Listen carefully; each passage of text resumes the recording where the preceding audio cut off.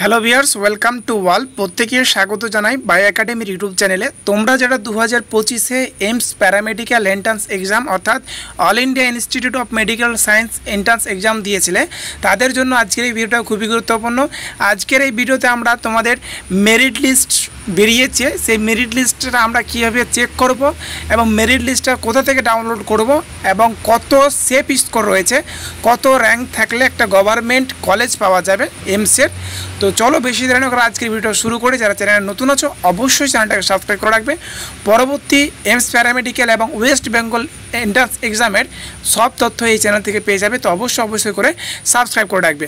তো প্রথমে যেটা তোমাদের দেখতে হবে যে একটা ওয়েবসাইটে চলে আসতে হবে, এইমসের অফিসিয়াল ওয়েবসাইট www.aims.exam.ac.in।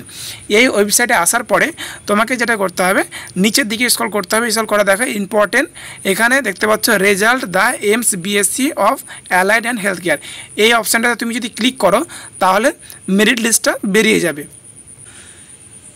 এরকম একটা পিডিএফ খুলে যাবে, দেখতে পাচ্ছ all India institute of medical science examination section.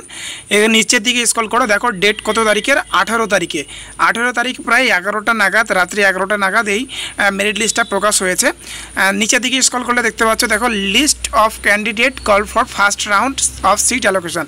তো এখানে রোল নাম্বার ওয়াইজ তোমার এখানে মেরিট লিস্ট তৈরি করা হয়েছে। তোমার যে রোল নাম্বারটা তুমি এখানে সার্চ করলেই, পিডিএফটাতে সার্চ করলেই তুমি দেখতে পাবে কত পার্সেন্টেজ তুমি পেয়েছো, ঠিক আছে, এবং তোমার র্যাঙ্ক কত হয়েছে।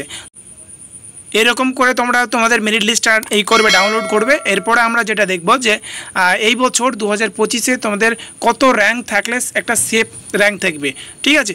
চলো দেখে দেওয়া যাক।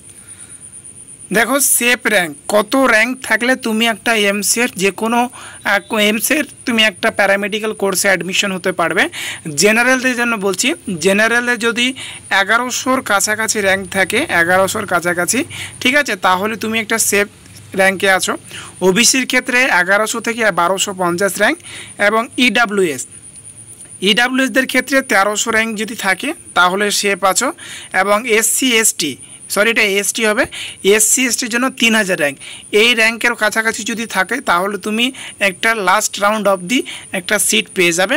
তো এই ছিল একটা আপডেট। যদি ভালো লেগে থাকে অবশ্যই লাইক করে দেবে, চ্যানেলে নতুন থাকলে সাবস্ক্রাইব করে রাখবে পরবর্তী বিভিন্ন নোটিফিকেশান এবং ক্লাস সবার আগে পাওয়ার জন্য। থ্যাংক ইউ সবাইকে।